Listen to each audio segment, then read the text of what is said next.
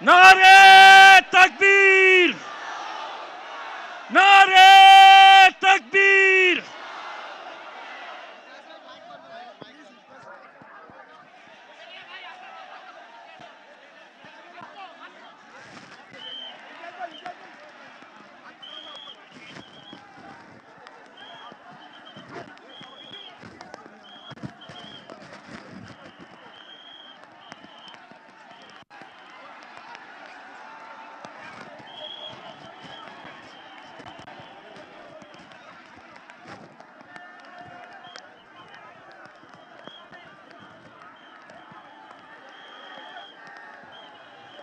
औज़ुबिल्लाहि मिनश्शैतानिर्रजीम, बिस्मिल्लाहिर्रहमानिर्रहीम।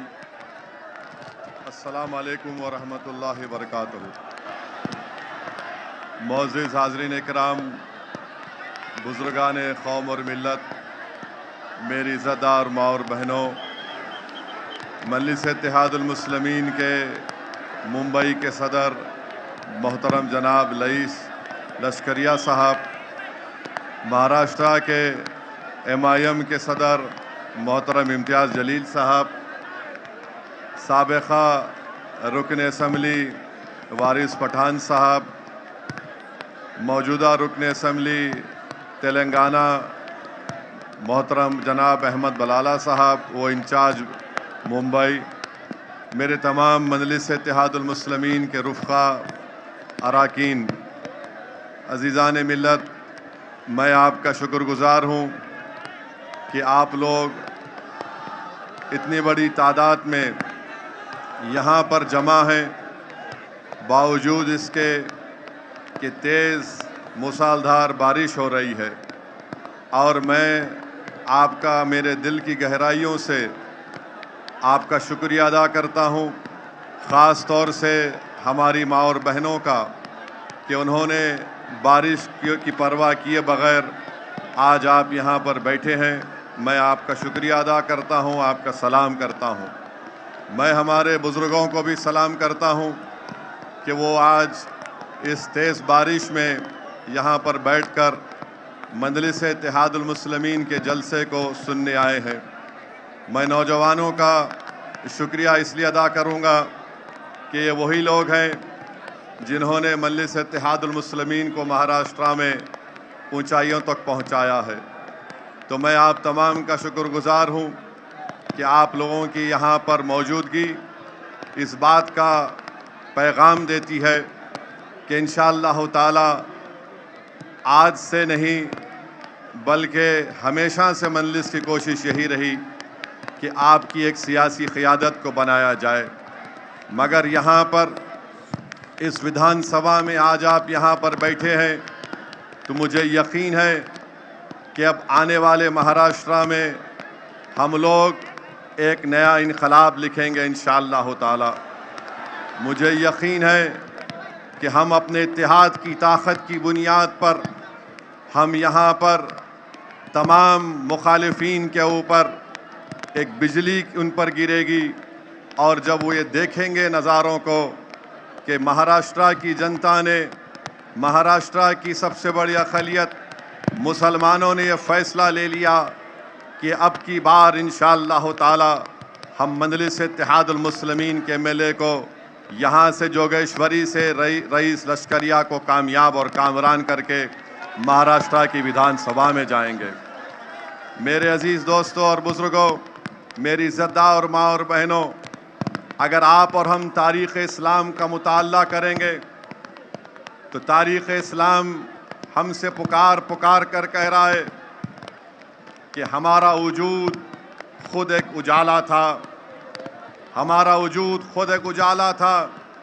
हमारे वजूद से दुनिया में ज़लज़ले आए और आसमान से मैला पानी तो गिराया जा सका तागूती ताकतों की तरफ से, मगर हमने कभी डर और खौफ के रास्ते को इख्तियार नहीं किया।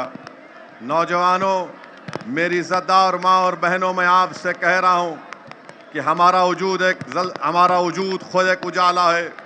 हमारे वजूद से दुनिया के अंधेरे छट गए। हम ना कभी ज़लज़लों से डरे, ना हम ताकतों के आगे अपने सर को झुकाए। हमारी ज़िंदगी इस बात की गवाह है कि हमारे बुज़ुर्गों ने, हमारे आबा अजदाद ने अगर किसी के सामने अपने दिल और सर को झुकाया तो वो अल्लाह की ज़ात है जिसने इस कायनात को बनाया है। मेरी इज़्ज़तदार माँ और बहनों, नौजवानों, क्या नहीं आ रहा? आवाज़ नहीं आ रही आपको?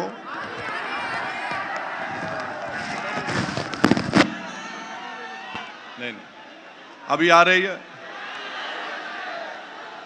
तो मैं आपसे अर्ज कर रहा हूं कि पिछले 10 साल से बीजेपी की सरकार दिल्ली में है और महाराष्ट्र में बीजेपी शिंदे और अजीत पवार की मिलीजुली सरकार है। मैं आपको ये बताना चाह रहा हूं कि बीजेपी और तमाम सेकुलर पार्टियों ने मिलकर महाराष्ट्र के पार्लियामेंट के इलेक्शन में एक मुसलमान एमपी था, 48 लोकसभा की सीटें थी। सब ने मिलकर ये कोशिशें की कि इम्तियाज़ जलील को दोबारा पार्लियामेंट में हम ख़त्म रखने नहीं देंगे और एक ही 1 पॉइंट एजेंडा था कि महाराष्ट्र से कोई भी मुसलमान एमपी बनकर ना जाए दिल्ली को। और जो एक एमपी जीत कर आया था महाराष्ट्र से, उस इम्तियाज़ जलील को हराने के लिए सब एक होकर एक मुसलमान को हराने के लिए इन्होंने कोशिशें की और इनकी कोशिशों की वजह से इम्तियाज़ जलील बहैसियत रुकने पार्लियामान कामयाब होकर नहीं जा सके। मेरी आपसे गुजारिश है कि जमहूरियत में अब हमको इस विधानसभा में अपने इत्तेहाद की ताकत पर हमको अपने मजलिस पार्टी के उम्मीदवारों को कामयाब और कामरान करना है। मेरे बुजुर्गों, मेरे नौजवान साथियों, आपको ये याद होगा कि जब कभी भी मजलिस इलेक्शन लड़ती है, मजलिस के खिलाफ ये इल्ज़ाम लगा दिया जाता है कि मजलिस फलां की टीम है, मजलिस के लड़ने से वोट काटे जाते हैं।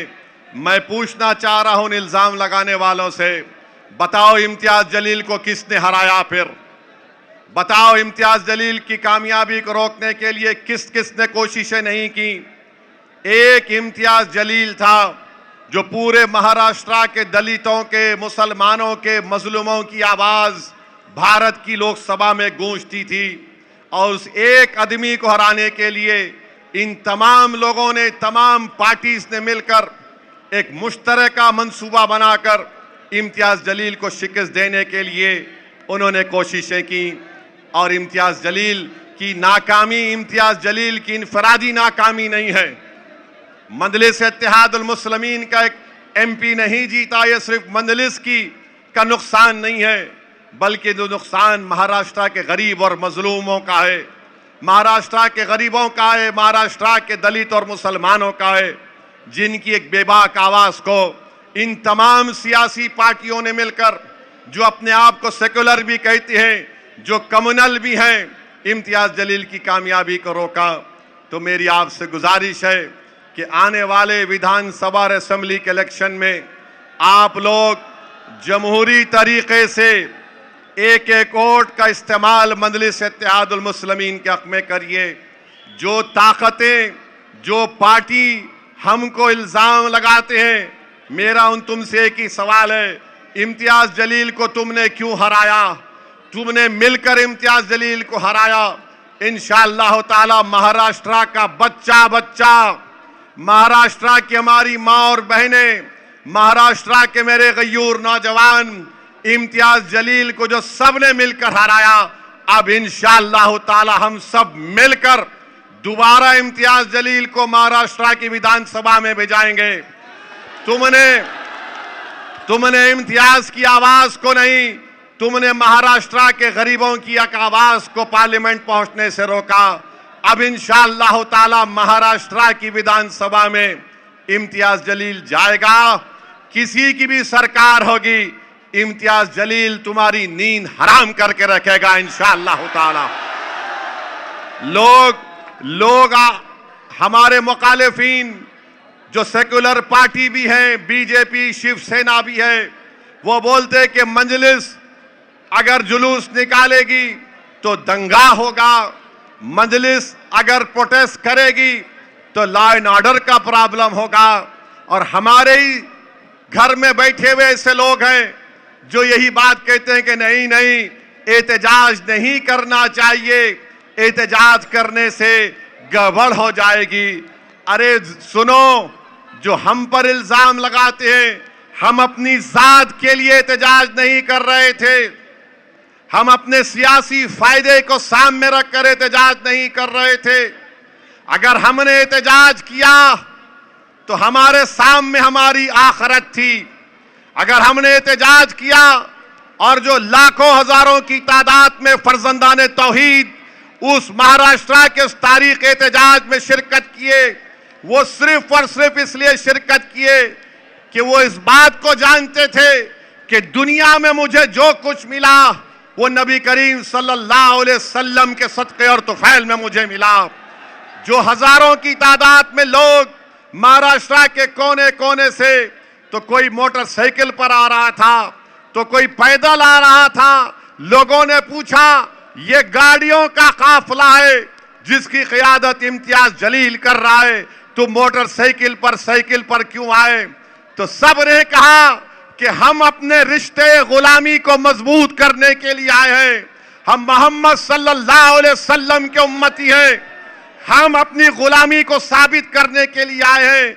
और सब ने कहा कि हमको तुम मारो, हमको पीटो, हमको जो जुल्म करना है करो, मगर याद रखो, मैं उन तमाम लोगों से कह रहा हूं कि मेरे रसूल सल्लल्लाहु अलैहि वसल्लम, जिसको अल्लाह रहमतुल लिल आलमीन कहकर पुकारा, यानी मर्सी टू द मैनकाइंड। और इस्लाम में आप इस्लाम पे तनकीद करो, हमको कोई तकलीफ नहीं होती। आप हमारे इश्यूज पर तनकीद करो, कोई बात नहीं, मगर एक बात याद रखो, तुम मुझे मेरी उंगली काटोगे, मैं तकलीफ का इजहार करूंगा। तुम मेरा पैर तोड़ दोगे, मैं तकलीफ से रो पड़ूंगा। तुम मुझे पीटोगे, मैं तकलीफ से रो दूंगा। तुम बुलडोजर से मेरे घर को तोड़ दिए, मैं आसमान के नीचे अपनी जिंदगी गुजार रहा हूं, मगर जब तुम मेरे दिल पर हमला करोगे तो जिस्म की हर कुर्बानी देने के लिए तैयार हो जाएंगे।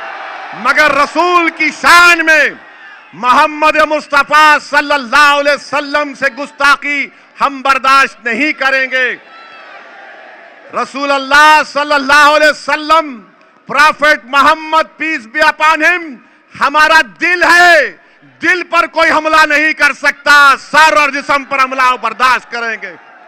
और बकवास बकते लोग बोले हैं कि साहब वो फुला शख्स ने रसूल अल्लाह सल्लल्लाहु अलैहि वसल्लम के बारे में अनाप शनाप बका।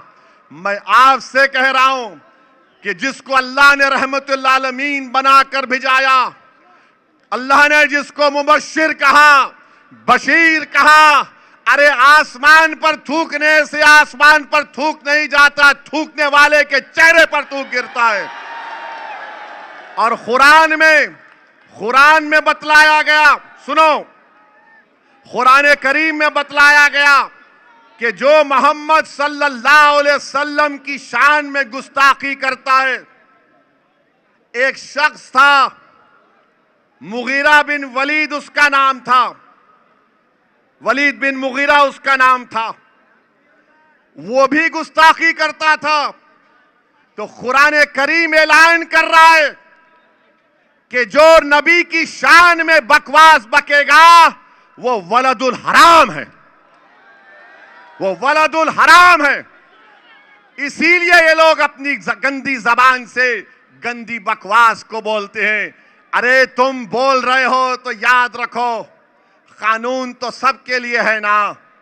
आप जब बोल चुके तो क्या महाराष्ट्र के मुख्यमंत्री को यह जेब देता है कि एकनाथ शिंदे उसका साथ दें? क्यों एकनाथ शिंदे उसका साथ दे रहे हैं? कानून अगर है तो उसको गिरफ्तार करो।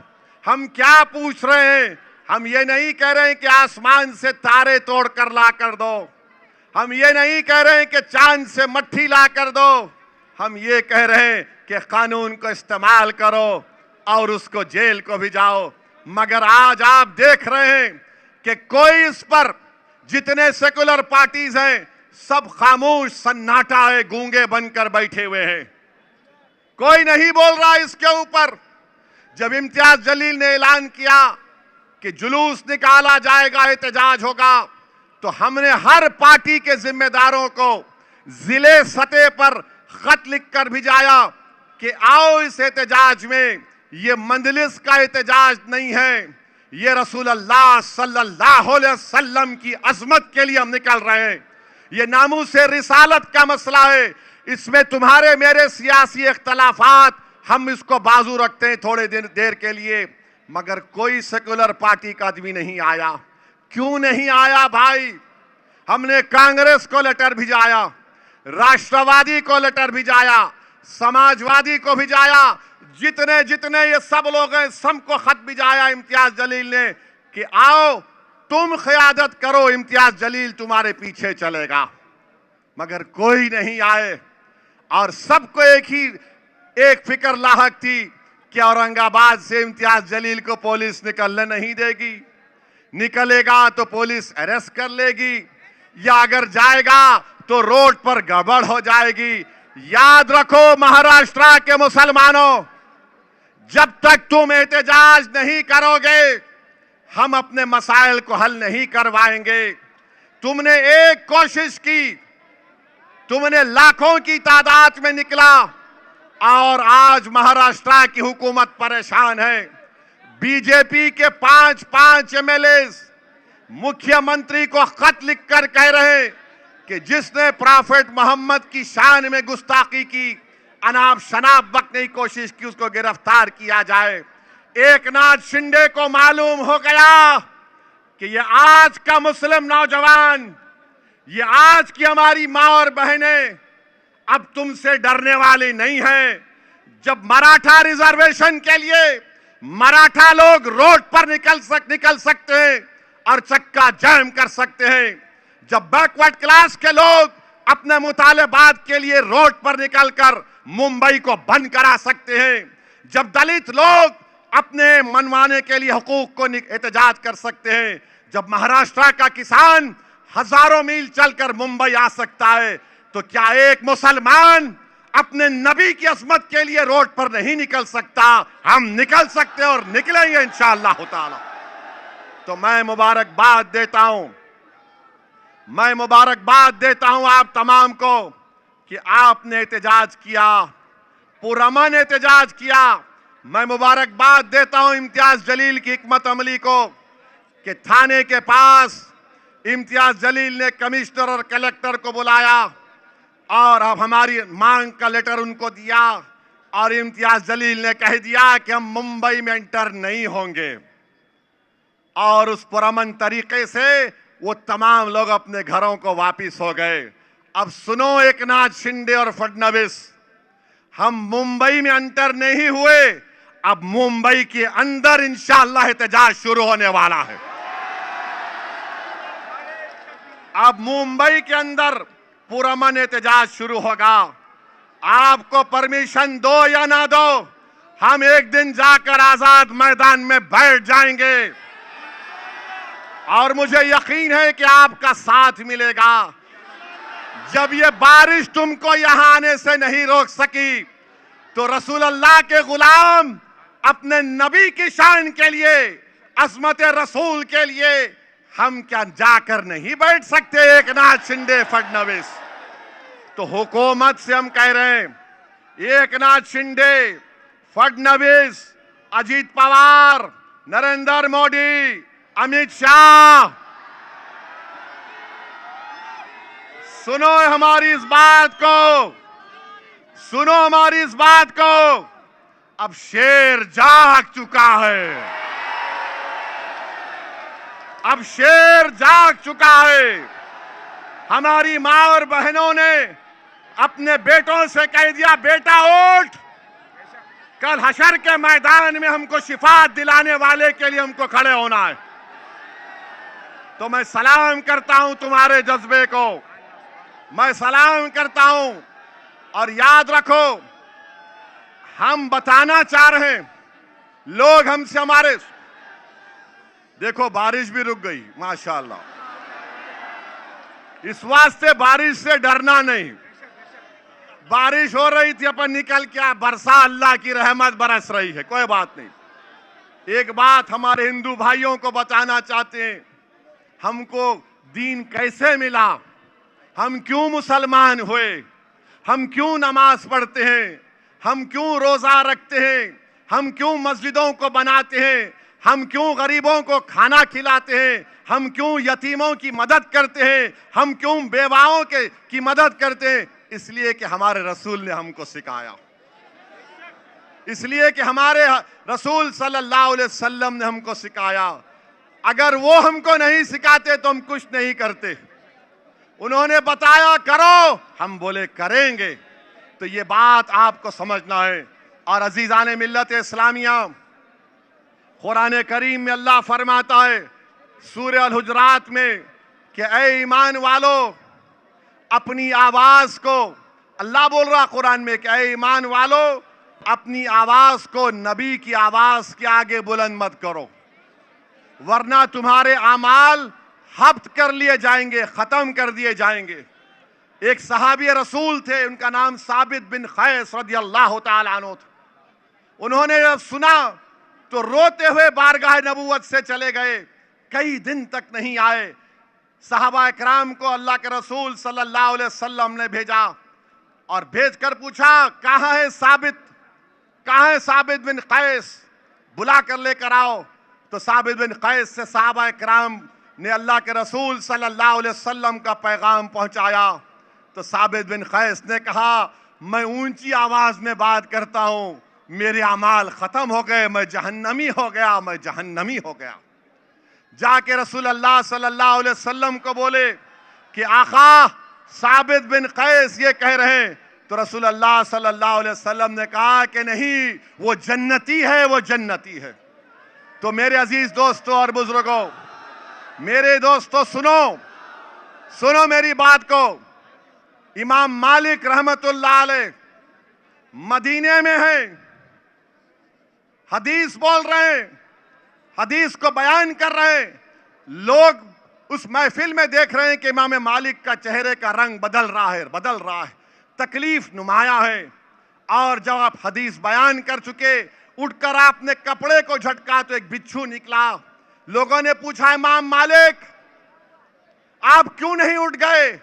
तो इमाम मालिक ने कहा कि मैं रहमतुल आलमीन की हदीस को बयान कर रहा था, उसके अदब को मलूज रखकर इस डसने वाले की डस को बर्दाश्त कर रहा था बिच्छू की, क्योंकि अदब मेरे सामने था रसूल अल्लाह सल्लल्लाहु अलैहि वसल्लम का।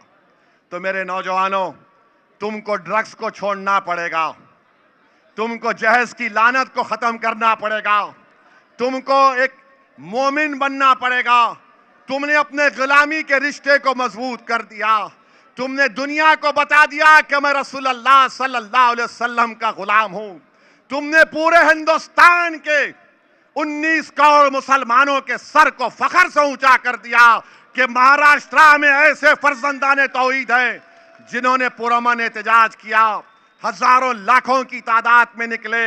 अब हुकूमत भी परेशान, अब शिंदे परेशान, फडणवीस परेशान, अब ये सेकुलर पार्टी भी परेशान।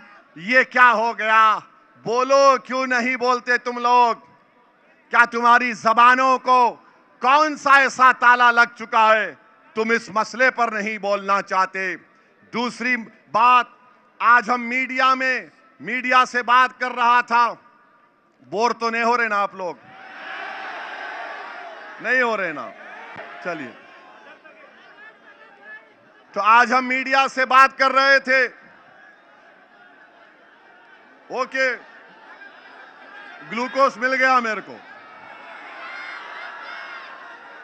हम मीडिया से बात कर रहे थे, ये मीडिया के लोग भी थे। तो मीडिया के लोगों ने, अरे नहीं ऊपर नहीं, अभी यही, अब जमीन पे आ गया शेर, अब कोई जरूरत नहीं है। तो सुनो आप,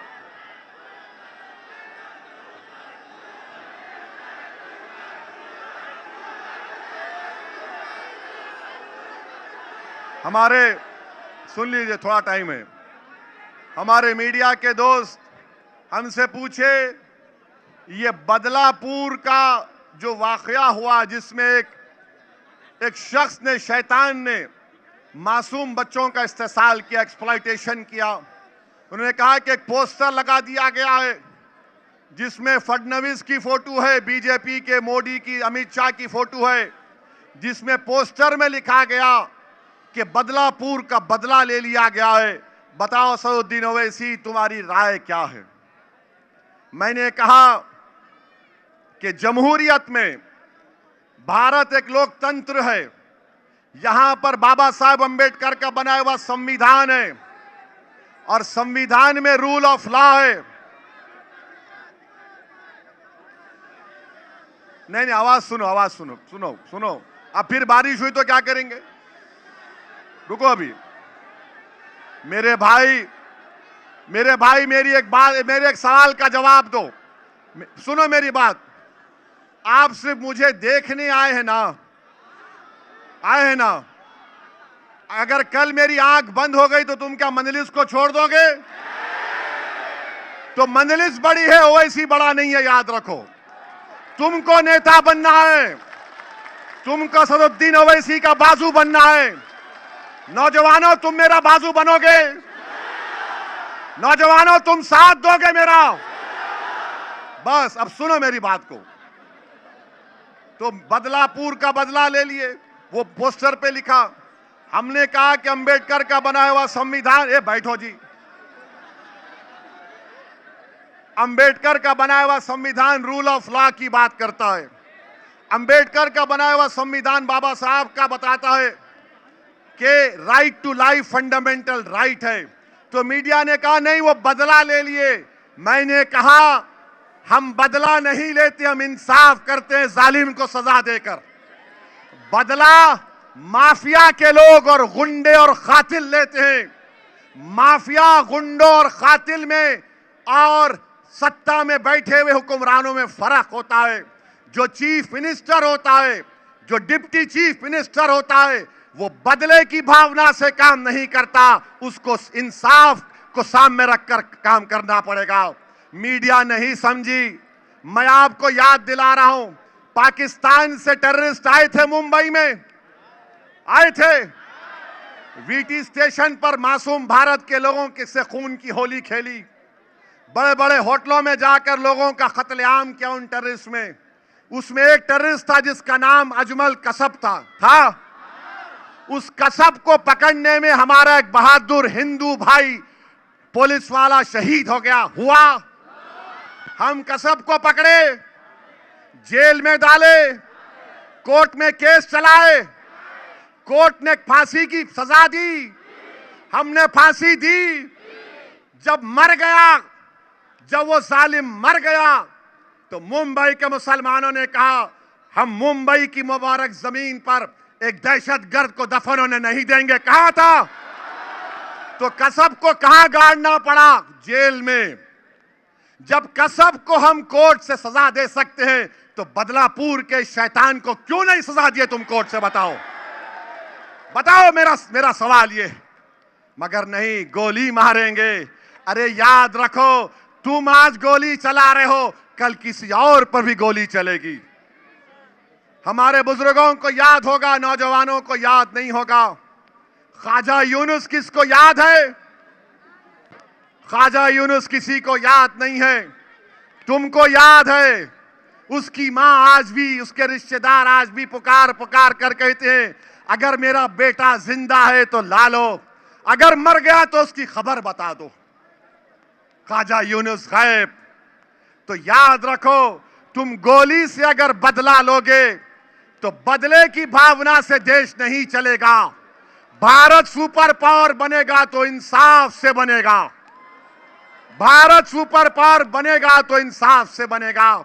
तो अगर ये सरकार ये पोस्टर लगा कर ये कह रही है कि हम बदलापुर का बदला ले लिए, अरे ये माफिया, ये गुंडे जो भारत के संविधान पर भरोसा नहीं करते।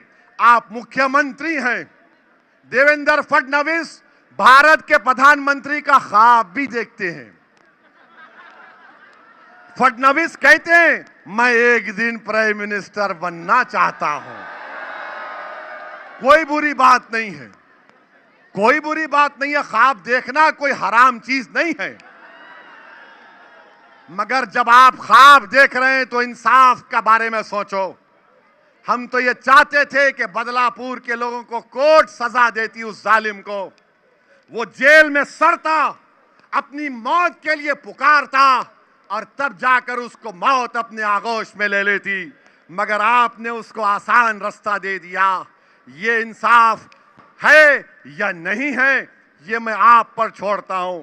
तीसरी बात, नरेंद्र मोदी का दिल नहीं भरा मुसलमानों को तंग करने से। मोदी ने अपने बुलडोजरों से मुसलमानों के घरों को तोड़वा दिया। जिस तरह आज हम पानी में खड़े हैं, थोड़ी देर के लिए सोचो, थोड़ी देर के लिए सोचो, तसव्वुर करो कि तुम्हारा 20,000 स्क्वायर फुट का घर है। मध्य प्रदेश में छतरपुर में हाजी शहजाद अली ने 20,000 स्क्वायर फुट का घर बनाया। घर में सामान मुंतकिल हो रहा है कि आज नहीं तो कल घर में चले जाऊंगा। ये जो जालिम जिसने महाराष्ट्र में हमारे नबी रसूल की शान में गुस्ताखी करने की कोशिश की, छतरपुर की जनता ने एहतजाज किया, वायलेंस हो गया। हाजी शहजाद को कलेक्टर ने कहा रुकाओ, जनता नहीं सुनी। तो क्या हुआ बाद में? हाजी शहजाद अली के 20,000 स्क्वायर फीट के घर को मोदी के बुलडोजरों ने तोड़ दिया। आज हाजी शहजाद अली के घर वाले, आज हम जलसा सुनने के लिए बारिश में भीग रहे हैं, वो 1 महीने से धूप में आसमान के नीचे खड़े हैं। बच्चे हैं, बेटे हैं, बारिश के नीचे खड़े हैं। अरे कितने घरों को तुमने तोड़ दिया। याद रखो मोदी, जुल्म जब होता है तो एक दिन जुल्म का खात्मा होगा, जुल्म का खात्मा होगा और अल्लाह इंसाफ करेगा इंशाअल्लाह ताला। मैं सलाम करता हूं हाजी शहजाद अली के जज्बे को। हाजी शहजाद अली ने वीडियो निकाल कर कहा कि मैंने प्रॉफेट मोहम्मद सल्लल्लाहु अलैहि वसल्लम के बारे में जिसने बकवास बकी थी, उसके खिलाफ कानूनी कार्रवाई के लिए हम प्रोटेस्ट किए। अगर मेरे रसूल के लिए एक घर को कुर्बान करना है तो मैं ऐसे 2 घर को अपने हबीब अल्लाह पर कुर्बान करता हूं। मगर याद रखो, याद रखो, हम बारिश में खड़े हैं, भीग रहे हैं, बच्चे हैं, माएं हैं। मैं तुम्हारे से एक अपील कर रहा हूं, तुम यहां बैठे बैठे अपने दिल से दुआ करो, अपने दिल में दुआ करो कि अल्लाह, जो ये जालिम लोग हमको सिर्फ इस बात की सजा दे रहे हैं कि हम तेरा कलमा पढ़ने वाले हैं, या अल्लाह हमको सिर्फ इस बात की सजा दे रहे हैं कि हम तेरी तौहीद का इकरार करने वाले हैं, या अल्लाह हमको इसलिए मारा जा रहा है कि हम तेरे हबीब को खातमुन नबीन मानते हैं। परवरदिगार, जो हम पर गुजर रही है हम उसको तेरे हवाले करते हैं, तू इंसाफ कर अब। और मुझे यकीन है, मुझे यकीन है, मुझे यकीन है कि जो गरीब और मजलूम है, चाहे हिंदू, मुसलमान, दलित, आदिवासी हो, जो हुक्मरान जुल्म करेगा अल्लाह देख लेगा उन लोगों को। अरे तुम हमको कमजोर समझकर दबा रहे हो। तारीख गवाह है कि जिन ताकतों ने कमजोरों को दबाया था, तारीख ने देख लिया कि अल्लाह ने उन कमजोरों के सरों पर ताज को रखा। जिन जालिमों ने भूखे प्यासों को मारा और पीटा, अल्लाह ने उनके सरों पर तख्त व ताज की जिम्मेदारी आयद कर दी। जो भूखे थे, 12-12 दिन के भूखे थे, अल्लाह ने उनको इतनी दौलत दी कि लोग उनका सदका लेने के लिए लोग कम पड़ गए, इतनी दौलत अल्लाह ने उनको अता की। तो मैं आपसे अपील कर रहा हूं कि अल्लाह पर तवक्कल करो, उम्मीद अल्लाह से रखो और इंशाअल्लाह ताला जालिम के जुल्म का खात्मा होगा इंशाअल्लाह ताला। डरने और घबराने की जरूरत नहीं है। नरेंद्र मोदी भारत की पार्लियामेंट में मुसलमानों को कम कर दिए, क्या आपने पार्लियामेंट इलेक्शन में नहीं सुना कि मोदी ने कहा था कि भारत की मुस्लिम माएं ज्यादा बच्चों को पैदा करती है? मोदी जी, आपकी मां को 6 बच्चे थे। अमित शाह, आपके 7 या 9 बहनें हैं।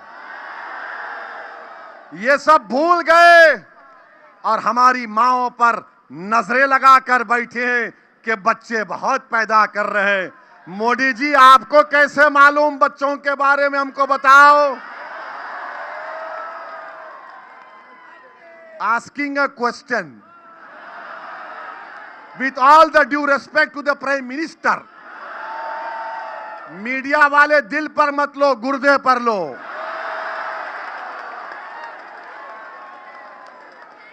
रात में नींद आएगी नहीं आएगी नहीं मालूम, हमारे डैडी को बोल दिए, हमारे माई बाप को बोल दिए, हमारे डियर डियर को बोल दिए। बोलते हमारे मुंह में भी जबान है। और मोदी जी क्या बोले भाषण में? किसी हमारे हिंदू बहन के गले से मंगलसूत्र निकाल कर देंगे। या हमारी मां और बहनें बैठी है, मेरे सवाल का जवाब दो। क्या आप पसंद करेंगे कि किसी हिंदू बहन का मंगलसूत्र आपको छीन कर दिया जाए? अरे तुमसे नहीं, इनसे पूछ रहा हूं। हर चीज में तुम आ जाते। अबे 50% आबादी है औरतों की, वोट लेना पड़ेगा इनका भी। आपको पसंद है कि कोई हिंदू बहनों के गलों से मंगलसूत्र छीन कर ला कर दे? आप गयूर है नहीं है? अरे ये वो बहनें हमारी माँ हैं और मोदी जी बोल रहे मंगलसूत्र छीन के लाके देंगे। मोदी जी, भारत में मुसलमानों का TFR rate, total fertility rate गिर चुका है और इंशाअल्लाह ताला एक आइंदा 70 साल में हिंदू और मुसलमान पॉपुलेशन स्टेबलाइज होगा। स्टेबलाइज। अब वो शादी करने के बाद बोलना, समझे ना? हाँ। और बीवी पे जुल्म नहीं करना, बीवी को छोड़ के नहीं रहना अकेले, बीवी के साथ रहना, तो उसमें मजा है। जो बीवी को छोड़ के दुनिया को ज्ञान देता उसको क्या बोलते हैं आपको मालूम? मैं नहीं बोलता। तो अब नरेंद्र मोदी, हाँ अभी आपको मालूम, मेरे को नहीं मालूम, वरना मीडिया वाले बोलेंगे भड़काऊ भाषण दिया था इन्हें। अब नरेंद्र मोदी एक वक्फ के कानून को लाए हैं, वक्फ का बिल लाए हैं। आप अंदाजा लगाइए, वक्फ की जो जायदादें हैं वो हमारे आबा अजदाद ने अपने गाढ़े खून पसीने की कमाई से उसको वक्फ किया। मोदी बोल रहे नहीं नहीं, ये गवर्नमेंट प्रॉपर्टी है। मोदी जी, वक्फ की प्रॉपर्टी का मालिक अल्लाह है, नरेंद्र मोदी नहीं हो सकता। तो मोदी क्या कर रहे हैं? मोदी ये कह रहे हैं कि मैं बिल लाया हूं और बिल के जरिए ये बताना चाह रहा हूं कि वक्फ की प्रॉपर्टी का मालिक, सुनो, वक्फ की प्रॉपर्टी का मालिक अल्लाह नहीं है, मोदी होगा। मोदी जी, ये हमको बर्दाश्त नहीं है। अब क्या कह रहे हैं कि वही वक्फ कर सकता है जो 5 साल से प्रैक्टिसिंग मुसलमान हो। 5 साल से प्रैक्टिसिंग मुसलमान हो। अब मोदी जी बताइए, प्रैक्टिसिंग मुसलमान की क्या बोलते हिंदी में, परिभाषा क्या है? हाँ, परिभाषा क्या है? अगर जिसकी दाढ़ी है उन्हें प्रैक्टिसिंग है नहीं, मोदी जी बोलो, तो मोदी जी बोलेंगे मेरे को भी दाढ़ी है, मगर मुसलमान भी दाढ़ी रखता है। हम मोदी जी से पूछना चाह रहे हैं, क्या टोपी पहनना प्रैक्टिसिंग मुसलमान है? क्या मस्जिद में जाकर नमाज पढ़ना प्रैक्टिसिंग मुसलमान है? क्या रोज सुबह तहज्जुद की नमाज जो हमारे अहले दिल पढ़ते हो प्रैक्टिसिंग मुसलमान है? कोई अगर तस्वीर हाथ में लेके जिक्र करेगा तो वो प्रैक्टिसिंग है या नहीं? मैं नहीं गिरूंगा, मेरे को मालूम, मेरे को मालूम। मैं गिराने आया हूं, सबको गिरने नहीं आया हूं। अब हम मोदी जी से पूछना चाह रहे, अगर किसी की वाइफ नॉन मुस्लिम है तो प्रैक्टिसिंग है नहीं है? हम मोदी जी से पूछना चाह रहे हैं, शादी करके बीवी को घर में नहीं रखा तो प्रैक्टिसिंग है या नहीं? समझे आप? समझे ना? अक्लमंद को इशारा काफी। अब मोदी जी बताइए, प्रैक्टिसिंग मुसलमान को डिफाइन नहीं किया गया है। आप होते कौन है मोदी जी मुझे सर्टिफिकेट देने वाले?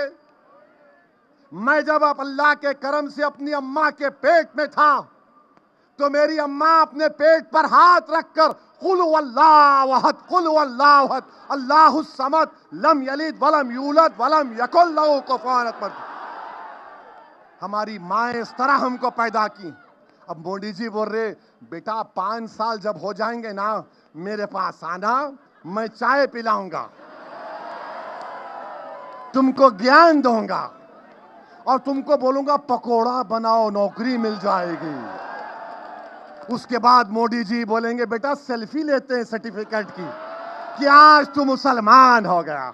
वाह वाह मोदी जी, अब आप तय करेंगे कौन मुसलमान है। ये वक्फ बोर्ड के कानून में बनाया गया। मैं आपको एक बात कह रहा हूं, अगर ये बिल कानून बनेगा, हम और आप एक बाबरी मस्जिद को खो चुके हैं, हम कई मस्जिदों को खो देंगे।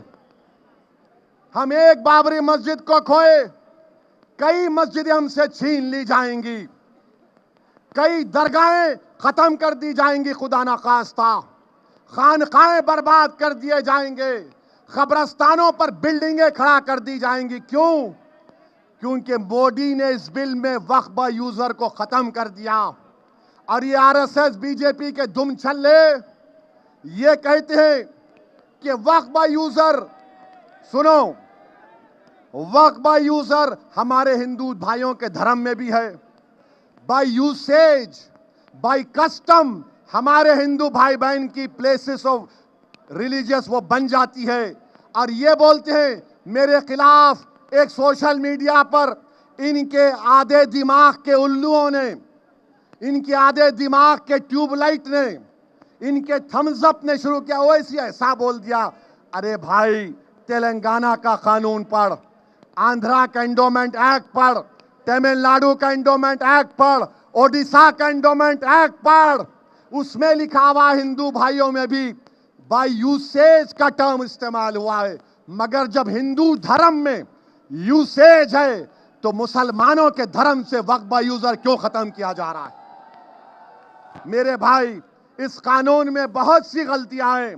बहरहाल मेरी आपसे एक अपील है कि all India Muslim personal law board अगर ये ऐलान करेगा कि हमको इस बिल के खिलाफ एहतजाज करना है तो आप साथ देंगे?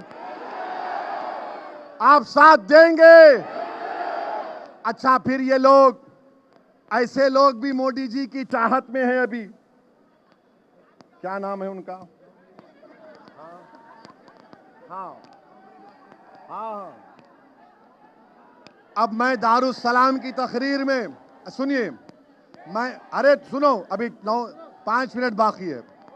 दारुस्सलाम की तकरीर में मैंने इनके बारे में कहा तो लोग ने मुझसे पूछे कि आपने रंग बिरंगी कह दिया। मैंने कहा, इसलिए कहा ये आरएसएस के रंग में हमारी सफों में आ रहे हैं।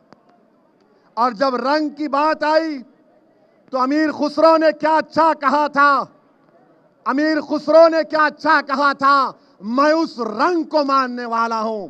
अमीर खुसरो ने कहा था, आज रंग है, आज रंग है मां, रंग है री, मोरे महबूब के घर रंग है री, ये सजन मिलावे रा, सजन मिलावे रा, मोरे आंगन को जग जियारो, जगत उजियारो, मैं तो ऐसो रंग और नहीं देखी रे, मोहे पीर पायो निजामुद्दीन औलिया।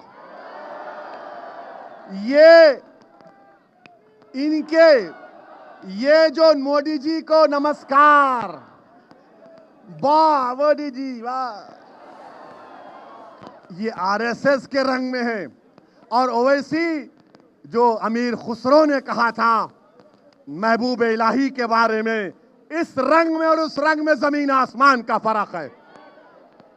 मेरे अजीज दोस्तों और बुजुर्गों, आपको मालूम अजमेर की दरगाह के खिलाफ आज अजमेर में केस पड़ गया कोर्ट में, और केस डालने वालों ने कह दिया कि अजमेर की दरगाह में जो बुलंद दरवाजा है उसके नीचे एक मंदिर है। अब बताइए आप, अभी वक्फ का कानून बना नहीं, मगर ये लोग अपनी तैयारी शुरू कर चुके हैं। बहरहाल मेरे अजीज दोस्तों और बुजुर्गों, आने वाले विधानसभा में, इस विधानसभा से हमने रईस लश्करिया साहब को अपना उम्मीदवार बनाया है। तो मेरी आपसे गुजारिश है कि आप रईस लश्करिया को अपना नया विधायक बनाएंगे इंशाअल्लाह। हाथ उठाकर वादा करिए। और महाराष्ट्र में मजलिस की कामयाबी के लिए आप दुआ करेंगे, मुत्तहिद रहेंगे, डरेंगे तो नहीं, बी टीम के नाम से डरेंगे तो नहीं। तो अगर आप वादा कर रहे हैं तो मेरी अल्लाह से दुआ है कि अल्लाह हमको साबित कदम रखे और इंशाअल्लाह ताला अल्लाह हमको कामयाब करेगा। आप तमाम का बेहद शुक्रिया, आप यहां पर आए। मुझे यकीन है कि महाराष्ट्र की सियासत में एक इनकलाब बर्पा हो चुका है और इंशाअल्लाह ताला अल्लाह हमको कामयाब करेगा। आप तमाम पुरअमन तरीके से अपने अपने घर को जाइए। बहुत बहुत शुक्रिया। अस्सलाम वालेकुम।